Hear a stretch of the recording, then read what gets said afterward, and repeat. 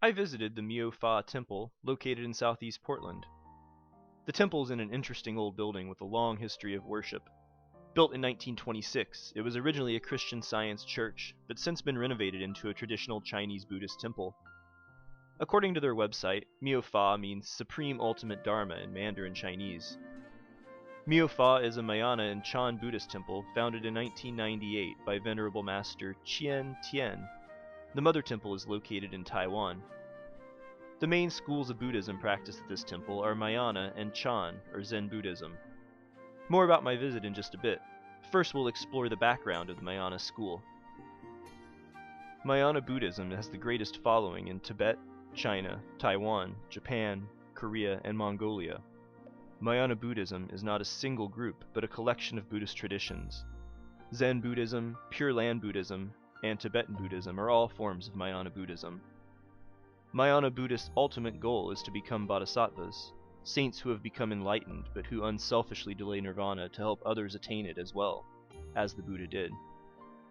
Mahayana Buddhists further teach that enlightenment can be attained within a single lifetime, and can be accomplished even by a layperson. This is counter to the Theravadan emphasis on monastic communities. The various subdivisions within the Mahayana tradition, such as Zen, Nichiren, and Pure Land, promote different ways of attaining this goal, but are all agreed that it can be attained in a single lifetime by anyone who puts his or her mind to it.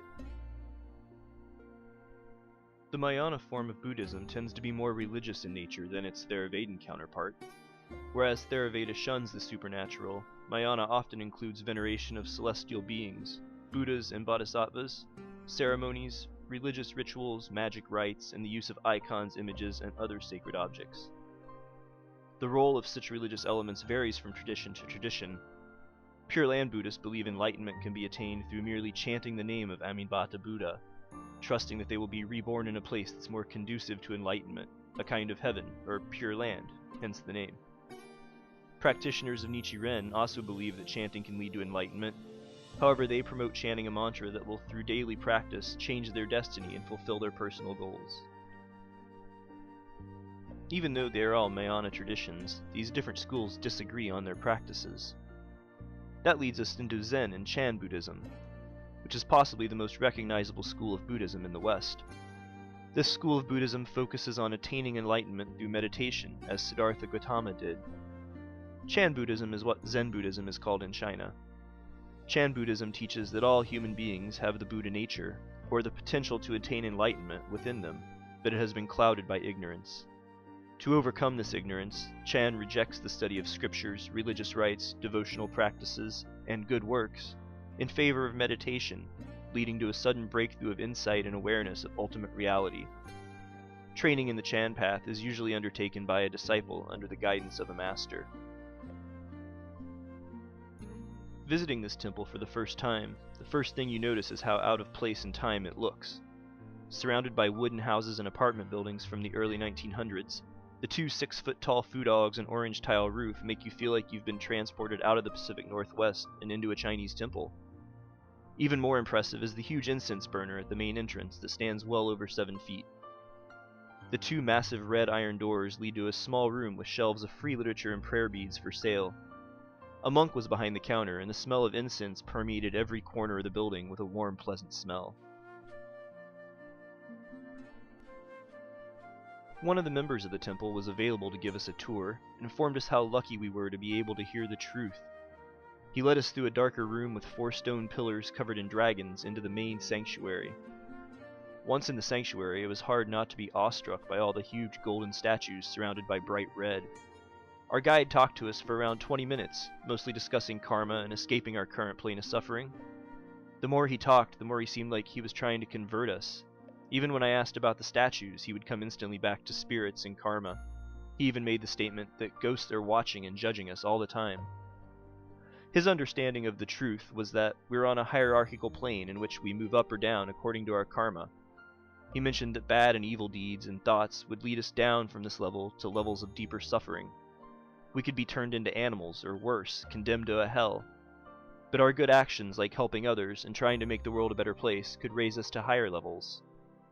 He also seemed to equate wealth with a higher level and poverty with a lower level within our human existence.